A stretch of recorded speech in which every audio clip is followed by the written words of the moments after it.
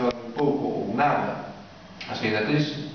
Feijóo, cando chegou ao goberno galego, dixo que nos ia sacar de aquí en 45 días, bueno, leva ano e medio gobernando, e polo de pronto parece que para o ano 2011 renuncia tamén, veremos se despois, se para o 2012 a conxuntura é máis favorable, pois intentará, polo de pronto para o ano que ven renuncia, non? E boa mostra diso é, por exemplo, pois o recorte brutal que sufren, pois eso, investimentos en materia de economía productiva, non? O IGAPE, por exemplo, reduce os seus fondos en máis dun 40%, non? Que é unha cifra moi significativa do que pretende facer o goberno galego. E por outra parte son os orzamentos claramente antisociais, non? Nos que as políticas pensadas para a xente pois levan un espaldarazo terrible, non?